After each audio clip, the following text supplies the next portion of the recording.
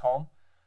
Our Cycle LA was an initiative we did with the city of Los Angeles, where we took in all of their technology and we refurbished it and we gave it back out into communities in specific districts where they also got access to mobile hotspots and a digital literacy course as well. So not only were they getting this technology, they were getting access to the internet at a subsidized rate, and they were learning how to use this new technology to really get this in their home. The second one, Connect Home, you'll see right below that, was actually a very similar program that was through the HUD housing development and the Obama administration, where we worked with the city of Los Angeles. Again, we were the project manager for one of the pilot cities that this ran out in, and we were actually the most successful across the nation, where we gave similar programs basically. We gave low-cost internet through a mobile hotspot where they had unlimited access to it every month for 3 years, and they received a refurbished computing device from us, and as well as a short digital literacy class to learn how to use these devices as well. Below or above that, you will see Human IT Connect. That's the main initiative we're doing right now, especially in the city of Long Beach, where we are grant funded from the California Emerging Technology Fund to provide 25,000 connections and a free Chromebook laptop to different residents across California. We've currently connected 654 individuals in Long Beach to low-cost internet and as well as a device. And we really work with all these different providers that already have a low-cost offer available. It may not be that well known, it may be hard to access, but we're here as a resource to them to answer any questions, to help them through the process, to help them get these different qualifying documents such as a Medi-Cal document, a CalFresh document, or a free or reduced school lunch document to be able to qualify for these. We fill out any online forms to help them go through the process, and we even jump on three-way calls to make sure they're not getting upsold, they're not getting sold into anything that they maybe can't afford or stuck in some long contract, anything like that. It's really, we're just there as a resource to help them get connected to the internet. And then after they get connected, we're here as a resource to provide a free Chromebook laptop for them to take home. So whether it's for their child to do their schoolwork or for them to find resources and anything like that, we feel both of those are very important. The third, what I like to call the leg of the three-legged stool, besides connectivity and a device, is we're actually working on a digital literacy program as well, to where we'll be able to give them a more robust, across many weeks, learning how to go from turning a computer on to really acting safely on the internet, to where these individuals who maybe did not have access, maybe don't understand or anything like that, or have a fear for this new technology, can really be connected and really become digital citizens as a whole. Yeah, so that's kind of the mission Human IT is working. We're located out of Long Beach, so we work closely in the city of Long Beach, and that's kind of Human IT.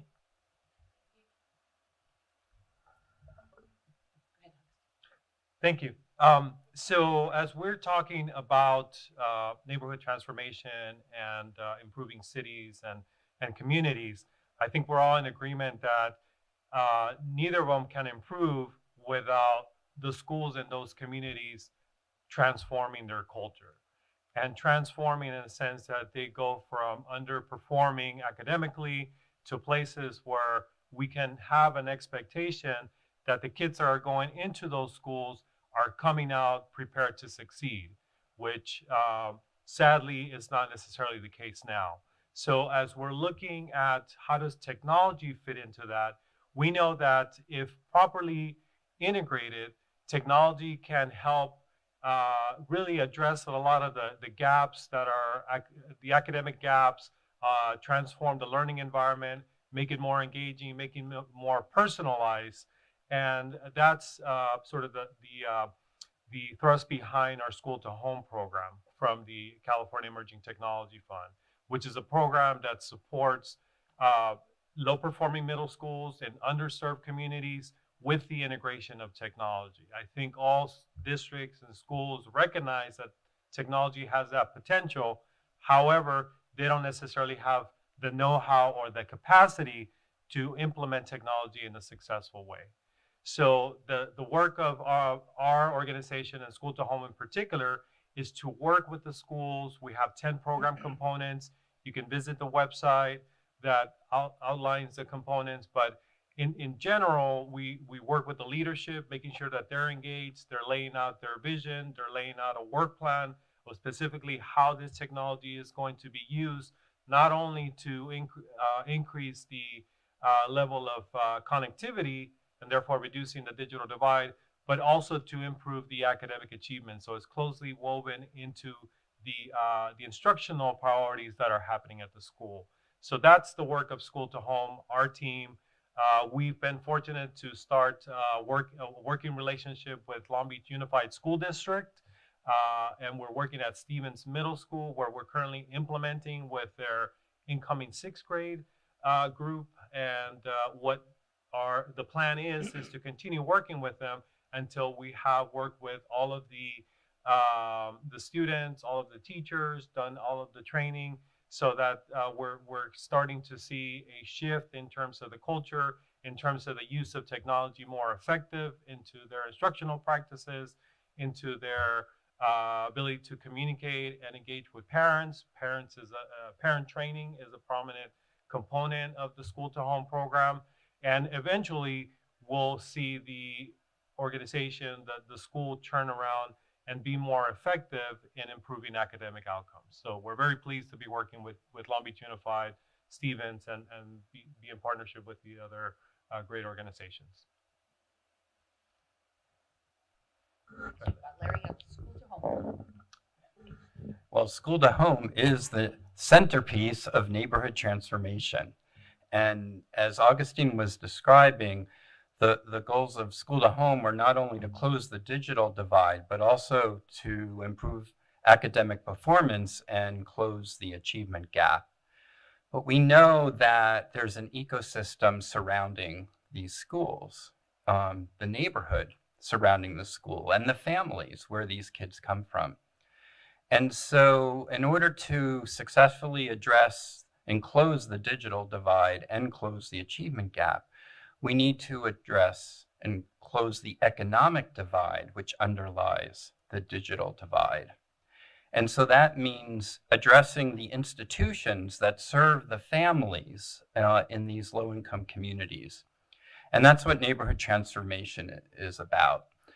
Our working hypothesis is that the existing system is not working the way it was intended.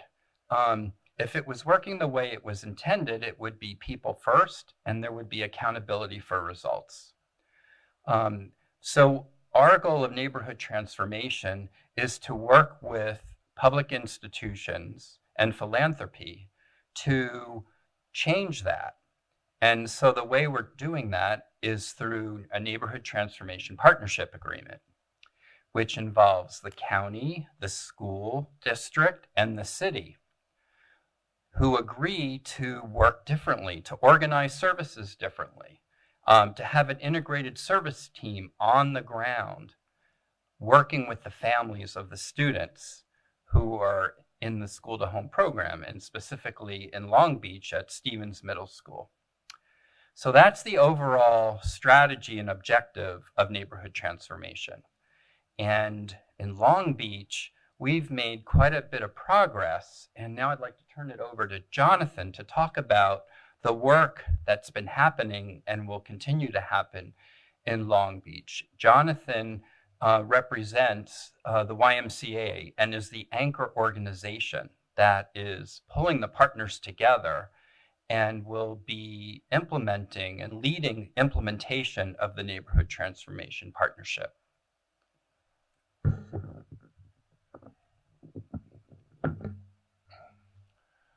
Excellent. Thank you very much. And thank you everyone again for being here. I just wanted to first off start off by saying that I was born and raised in Long Beach, and so I'm very involved with the community. And I think that's one of the reasons why I'm so passionate about the neighborhood transformation, to see all the different levels of government working together, from the state and trying to get our assembly member on board, which he has signed off on our neighborhood transformation agreement. That's Assemblymember ODonnell, to now having the County of Los Angeles.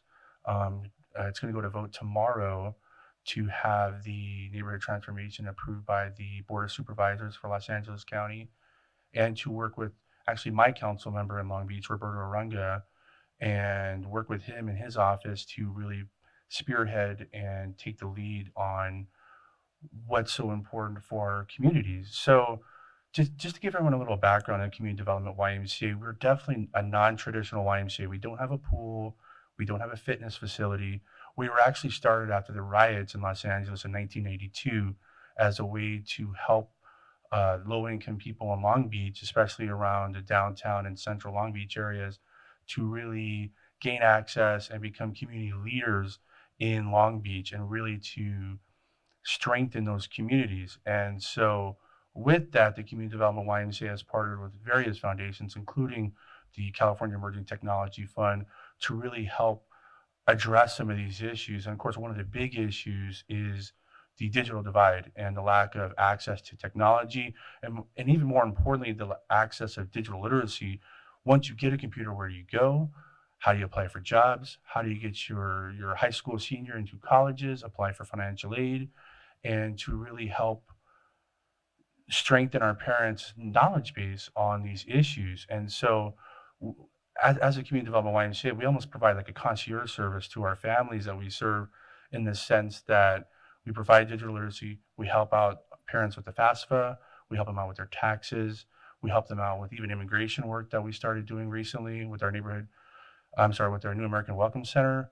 And so for us, the Neighborhood Transformation Initiative is really an important step for our YMCA to really, number one, bring all the stakeholders together as far as the different resources that the county, state, and city provide, because they definitely provide a lot of resources. But we're excited more specifically about it because we do have two community schools, one in central Long Beach and one in kind of in downtown Long Beach. And then we do a lot of referrals at our community schools. However, the difference between neighborhood transformation and what we're doing with our community schools is that we will have, as Larry kind of mentioned, these family navigators and the integrated services team. And so instead of actually providing a referral, they'll actually be like a concierge, making sure you follow up at the Department of Social Services or CalFresh or anything that your student might be having difficulties with, or even your families, because addressing these issues and actually being able to follow up with somebody and take them to these different locations to really help and guide them is what's going to really help them succeed. And I really speak from experience, because when I was growing up and when I was in middle school, I was on welfare and I was accessing these services. And so for me, thankfully my family had a dedicated, like a really passionate eligibility worker that really kind of worked with my family to really help us through these and navigate these different agencies. I mean, I got glasses from the Lions Club, and I did a lot of different things while my family was definitely hurting. And so that's why I'm passionate about the work, and that's why I think that neighborhood transformation is so important for us, so important for the city of Long Beach, and I'm really excited to see it really get off the ground and really help the community and help the neighborhood around Stevens Middle School, because this neighborhood used to be Navy housing back when the Navy was in town. It used to be kind of just forgotten about over in West Long Beach, in a sense that there's not really even a big grocery store. There's no Ralph's, there's no Vons, there's no big grocery store over there. They're on the other side of the 710. And so for us to come in and really really focus on that community, I'm really excited about, because I do live in that community, and I think it's going to really make a difference in the lives of the people that live there. And so I want to pass it back to Gladys and the rest of the panel. Thank you very much. Thank you, everybody. So we want to open it up to questions for the panel. Go ahead. I'm going to come around with the mic.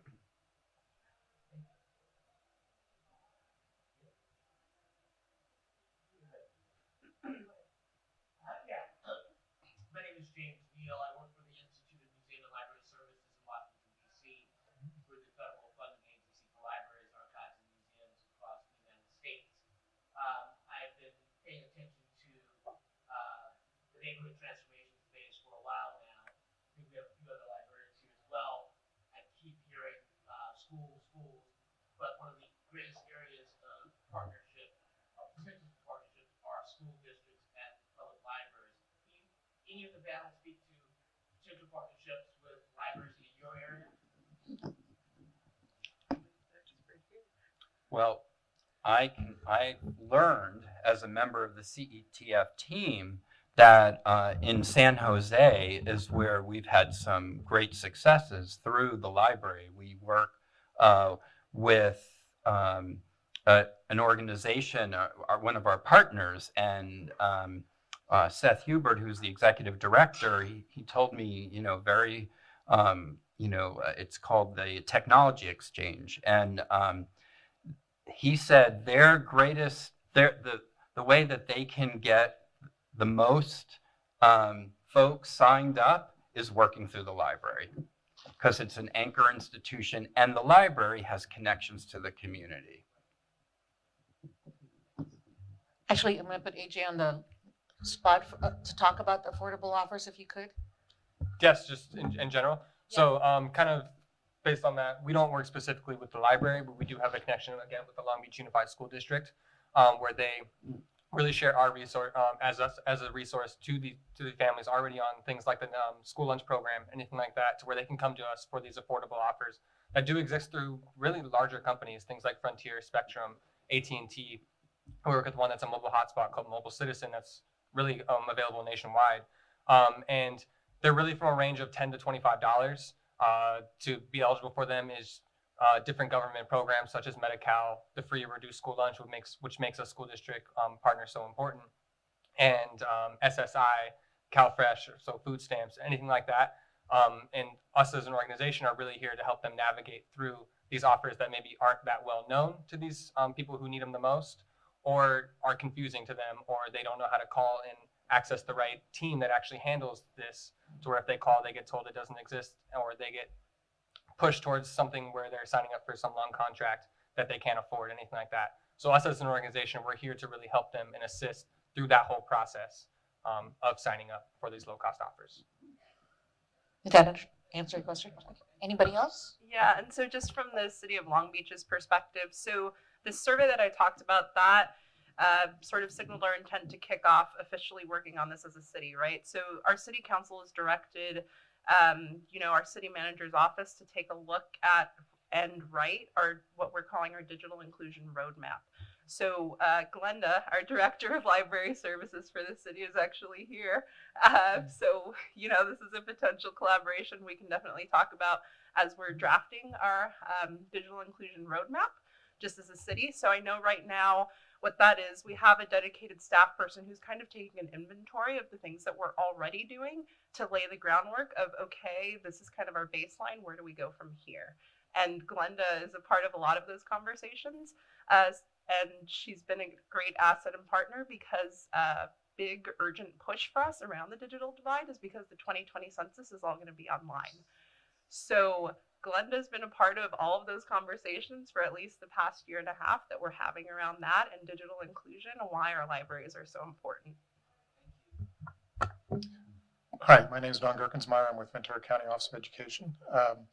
As a COE, we have such a turnover of equipment and the way our jobs move in and out.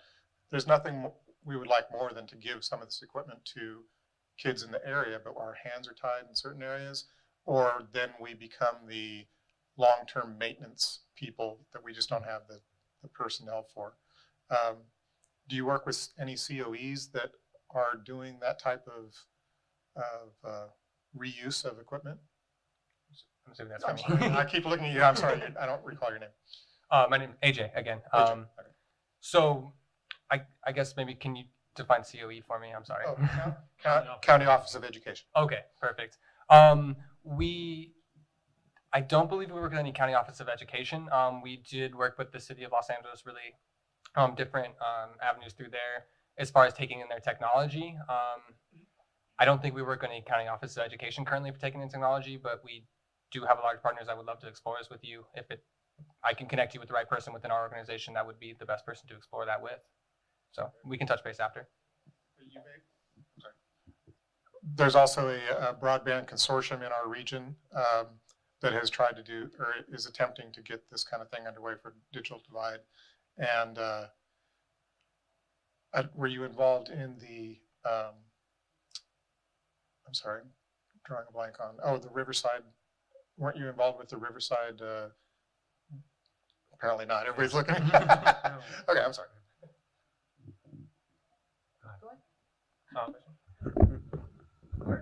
So with School2Home, we have the school sites across the state. One of our initial partners was Riverside Unified School District. At the beginning, there actually was Smart Riverside that was assisting with providing kind of the signal for the residents, but now they're trying to take advantage of the affordable offers that we're rolling out. So we have been in the region for quite some time, and definitely if there's an opportunity to explore how we can take advantage of those devices, we can make that happen. Okay. And if I could just add, this is another dimension. It doesn't really directly answer your question, but it involves a county office of education in Yolo County. The county office of education convened folks from the county, Gladys and myself from CETF, and a couple of neighborhood-based organizations. And we are working with them. And it was through that meeting and that collaboration that Yolo County now includes a brochure on affordable offers to all of the folks who are eligible for CalFresh. And so there are like 6,000 recipients of CalFresh who over time will also receive information on affordable offers. Okay. Other questions?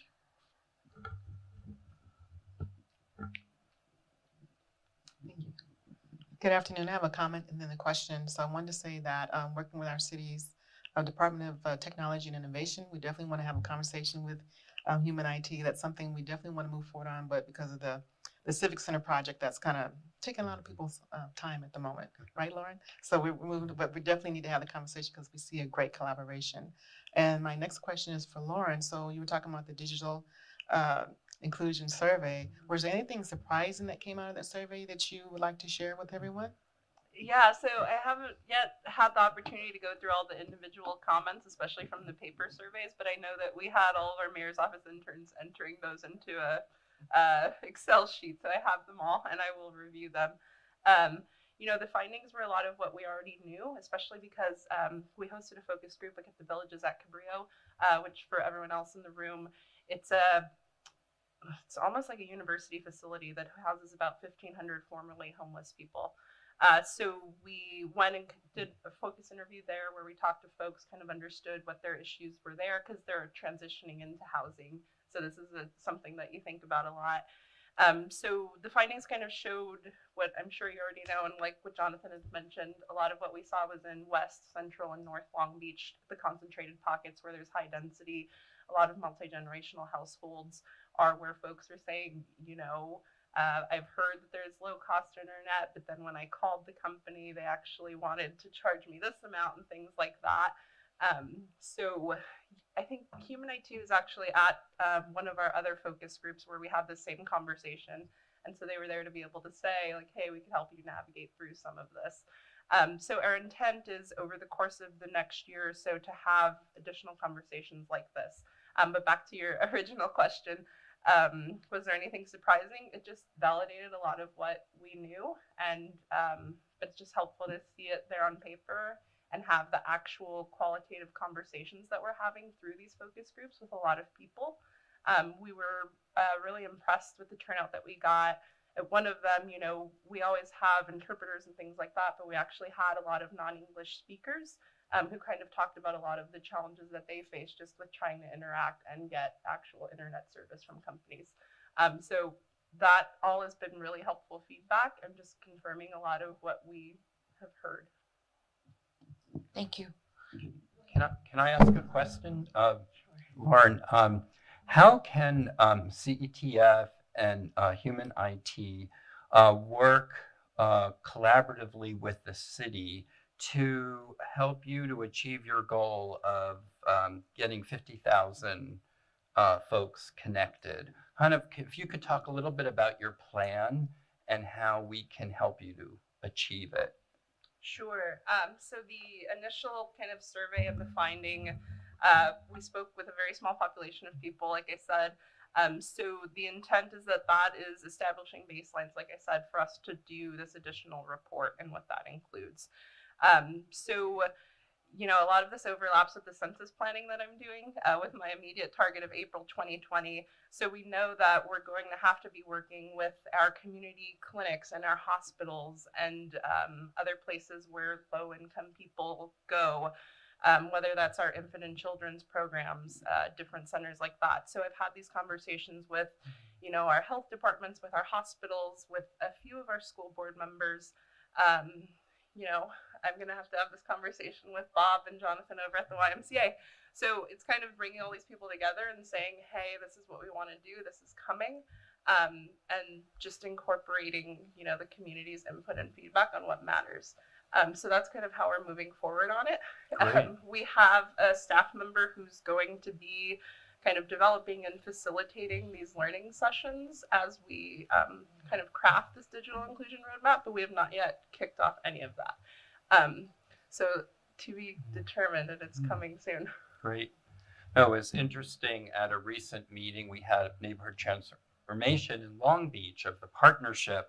There was a follow-up conversation that the YMCA, CETF, and Human IT had about, what are the most effective ways to connect with low-income families.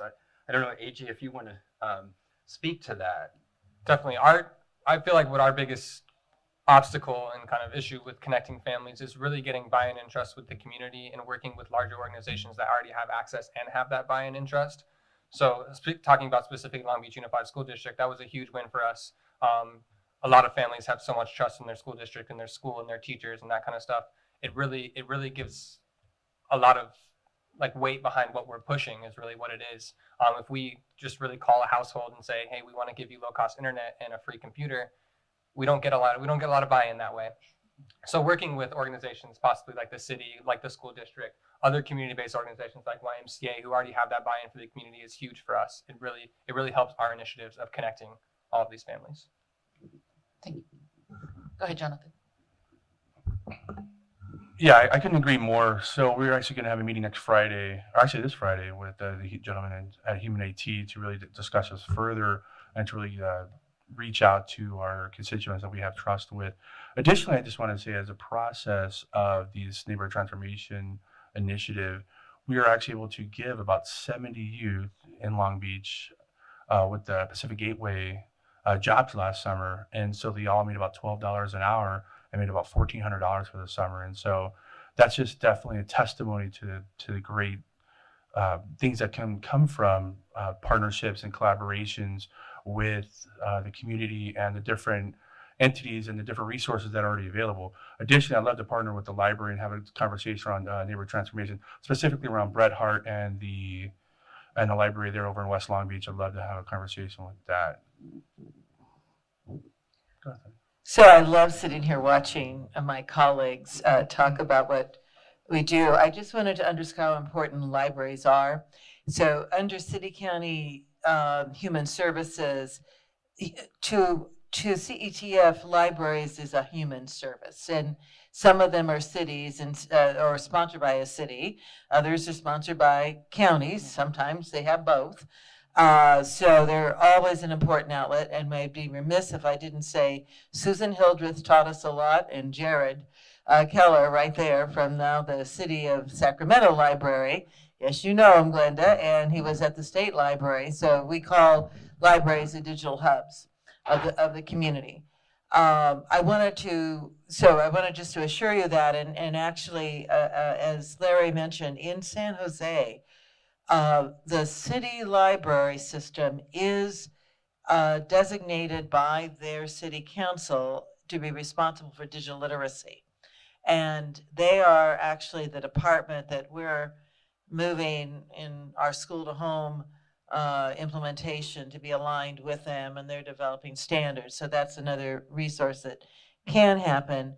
And the county offices of education are under the newer assignment to the California Collaborative for Educational Excellence by statute, you're sort of the point in terms of the assistance to the districts. So we have seen the County Office of Education to be really important. We went through the San Mateo County office to prototype. Actually, Alameda and Contra Costa are both giving devices, I think, to the retiring devices to Tech Exchange. So the Tech Exchange started out with the 2 counties, and they started branching out into other agencies, including the county offices of education. And Bruce Tensley would be the one that is going to come ask you to do the same thing. Yes, okay. So we keep trying to stitch all these pieces together, but definitely libraries are very, very important, and county offices of education have a lot to do with how do you foster that ecosystem. Thank you. What I wanted to mention is a conversation that we were having earlier with Lauren regarding the fact that when we look at the gap, it's not just a gap in terms of access, but in the ability to use the technology, so the digital literacy piece. And from what we know, especially in low-income but non-English speaking communities, there is sort of an apprehension or is a lack of motivation. And, I think of, my parents or people that know it's important for their child to have access to a device, but they don't see it as necessarily useful to themselves, right? Say, okay, this is my kids, and then they take over that and things like that. So, like AJ was mentioning, the ability to leverage the work of trusted partners and community anchor institutions is very important. And that's why, particularly with our School2Home program, there is a parent training component. And we are successful in that we're able to provide these parents with very relevant information. Because once we have them look at their child's grades, for example, those are the kind of things that really motivates them and help them kind of overcome that apprehension. Because when you tell them, hey, you can see your child's attendance, your grades, and actually in the training, sometimes they have the training with the kid, and they're looking at the information like, okay, you weren't here last week. It makes for more productive conversations. And, when they say, well, you can actually connect with the teachers. And nowadays, the online safety component is also a very important. It's very important because it leads to conversations that need to happen, and it addresses a lot of the concerns. So I think that's one of the advantages of partnering with the parents at the school side and leveraging the connections that the institutions have with the families and the interests that they have. They want to be involved. They want to be active partners. They just have to, we just have to keep that in mind as we're developing our plans to say, okay, how can we continue to give them that training that's going to be relevant for them? Okay. Go ahead. So the internet that you're providing is not CIPA compliant at this point? Well, so there's the internet that the school provides, right? Yeah. So the school makes the commitment to provide the connectivity during school time and provide the devices. Now, when parents come in and complete the training, they are able to then take the devices home. So, they got to fill all the agreements in terms of acceptable use and things like that. Gotcha. But it's through, they will access the internet through whatever provider they have a subscription. If they don't have the subscription, that's where they get the information on affordable offers that hopefully they will qualify for. Yeah. Other questions? Yes, my mind is on there. But is there a legal concern that we have? I know for the average internet user, there's so many scams, so many things you can get yourself in trouble with on the internet, so many opportunities for somebody to steal your information, all of that. Is there a concern that we're opening a window for people that don't have the experience with the internet and opening them up to this vulnerability? I think that's why the training piece is very important. I mean, when you have the conversations with parents, and we're having the workshops and they're talking about the concerns, if there was a way that you can keep your child isolated from all these things during the day, I think we would all do it, but you can't. They're going to encounter the information. They're going to encounter the bad actors. So what you can do is get out in front of it, really address the potential risk. In terms of documentations, the districts put together, acceptable use, but they do have to monitor what's coming in once the devices come in. There's most of them are using Chromebooks and things like that, so there aren't a lot of issues with malware and things like that from what we've seen, but it does require regular monitoring, and that's why the district involvement is key, because they're the ones that need to help us stay on top of that. Additionally, our YMCA has provided different trainings for First 5 LA and numerous other agencies throughout LA County, and we actually received a grant from Google to teach internet safety throughout the county and really focus on that. And so that's one of the first things we do when we bring parents and constituents to the table as far as digital literacy, is talk about internet safety, talk about potential scams, talk about not giving out, whether it's your social, your address, whatever the case may be. We really try to, that's the first conversation, one of the first conversations we have with our parents and families because of that issue. And we definitely don't want to see somebody get taken or something while we're trying to offer affordable internet and different devices and whatnot.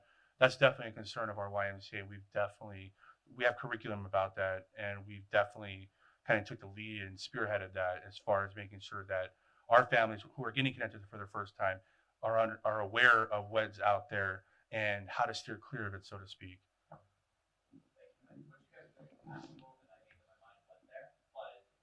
It's important though. It really is.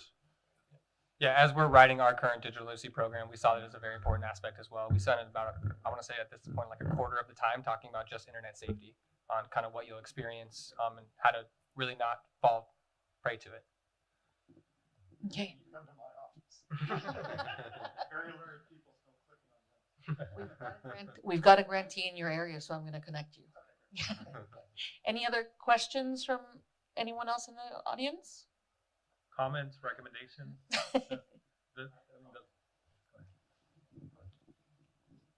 I really appreciate at the YMCA you were talking about that you actually help people instead of just refer people, because I think what we see in our library is we're always trying to help people as best we can. We're providing a lot of information. We have a literacy program where we do help people with filling out forms, especially USCIS forms, that kind of thing. But you also see, I think, so many groups get together. It's just like we're referring people back and forth. Like they're just referred all the time, and it's right. You're just constantly handing people back and forth, and it's nice to see a place where they can just go and just get the help. Thank you. Definitely, it's so important for us because, and that's kind of why we brought the state to the table as well for neighborhood transformation, because the state entities, whether it be the DMV or EDD or anything that the state needs, we have, we can definitely call into the office of Assemblymember ODonnell, reach out to them, county, all the different county agencies and services, same thing with the city, same thing with the school district and our partnership with the superintendent. So it's definitely a great partnership, and that's why it's important for us to offer that kind of concierge service where we can call somebody and really lead them to where and to get the information and the help that they really need. And if I could add, an important aspect of this is that the family is driving the plan, and they develop their own goals, and the case managers from the different agencies are coordinated and working together in service of the family, and there's check-ins, and there's some good examples of where this is happening, but it's not really happening to scale, and that's why we're doing this bottom up and top down. So that the top down is, working with the county, the city, and the school district, and the bottom up is the community engagement. We had a really interesting meeting last week at the Neighborhood Transformation Partnership in Long Beach about the community voice in the design of this integrated services team. and that we're building on the assets and the strengths of community members, not just focusing on their needs. Those are all important aspects and components of this. One thing that I will add to, the piece that I think is really cool about what we're doing here is that when we go to these meetings at the YMCA, like Jonathan said, Assemblymember ODonnell shows up a lot of the time when he's here. You have LA County Board of Supervisors, that's a very significant body, right? So you have their representatives, you have our office, you have our health department that shows up and has a representative there, you know, our library services, just all of these different departments who know that they have some stake in this issue come together to work on this. So that's been really incredible. That's great. Thank you. Are there comments or questions for the group? I'm a little curious. Since we're a small group, I wanted to see where everybody is from. So I wanted to, you know, get the diversity of the audience. Start over there. San Diego. And your organization? I work at the Okay.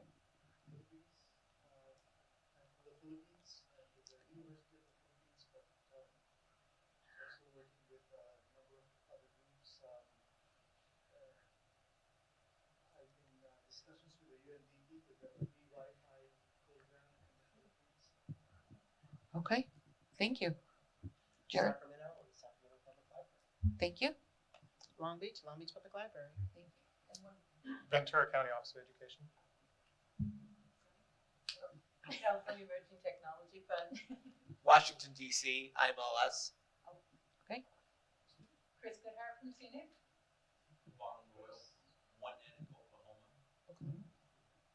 Okay. James Oxner, Sutter County Library. Berkeley, LBL? Okay, great. It's quite a group, and so thank you all for attending. One of the other, you brought up the library issue, and one of the things that, you know, we know is true is getting to low-income families through the schools, and we're trying to do that with disseminating information about affordable offers.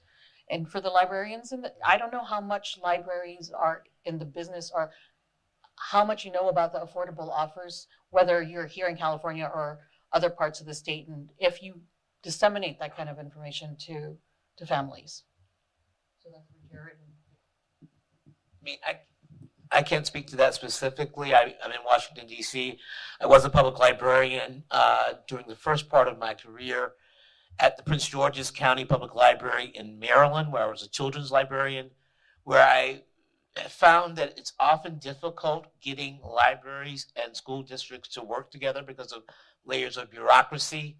But you know, there's so many different types of programs available to quote unquote low income and underserved communities. But my goal has been, as a federal funder for library programs across America, is finding ways to get school districts and libraries to work together. It's a natural connection that is far too often overlooked and underutilized. Thank you. Thank you. To that point, I'm sorry. To that point, now that E-rate is available for libraries, and unfortunately our county offices have taken over supplying them, where County Office of Ed, again, is a different animal, and to get the inroads, it'd be great to have an anchor institution library be at least a secondary circuit to these districts, if nothing else. And I understand the layers of bureaucracy, and I don't understand the layers of bureaucracy. Just, can we cut through it? Yeah, but libraries and schools, I agree. So what we do in Sacramento, right, is we do try to help, our patrons make really informed decisions. But a big challenge that we have is in some of our most rural locations, there aren't options for them. So, that's kind of the struggle that we have. And in many cases, we are the de facto service provider for our community. So it would be great to get it in the home, but in many cases, we're the only game in town. So that's some of the challenges that we have. And I'm sure others have those same challenges that we have. I want to add to that real quickly. Lauren mentioned that we're in the process of crafting that roadmap, and we'll definitely be in that conversation. We have a fantastic relationship with the Long Beach Unified School District, so I'm just looking forward to that even being stronger, and also with the YMCA as well. Thank you. I know rural for Sutter, Right. So talk about like in terms of the I don't know, resources for affordable offers. Right. If any. right for we did promote that for a while, and it's like we're not always informed about what the offers are. When we did have one staff person who actually was taking advantage of it, and so she was the greatest person to talk about it to the public, and so she did that for us. But a lot of times it is difficult to work kind of at that higher level with like superintendent of schools and so forth. But we found we work with individual schools better. So we'll go in, just talk to the local principal, and we've actually worked in a lot of our schools that way. And we teach English classes and citizenship classes at the schools for the parents as they come to school with their kids. So it's worked out really well. Thank you. Thank you. Any other comments or questions? Go ahead. Just have a quick closing comment. I just wanted to suggest for your consideration what this panel represents today. At CETF, we see digital inclusion, access to broadband, and as a 21st century civil right. And that's the door through which we're doing all this work, and why we are together here as a panel, and we're working as a partnership in Long Beach.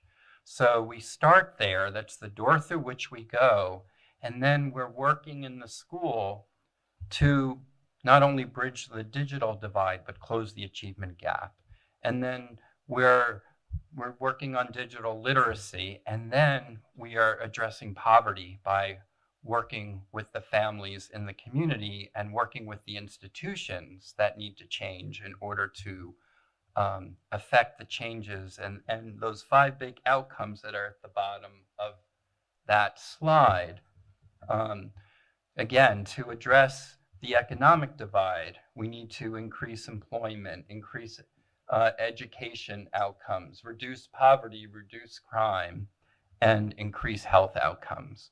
So I hope you think about this as a possible example. You know, we're still at the beginning, and I think there's a lot of opportunity here, and our work is to create these changes system-wide and through other partnerships that we have throughout the state, so that we really can bring some of these best practices to scale.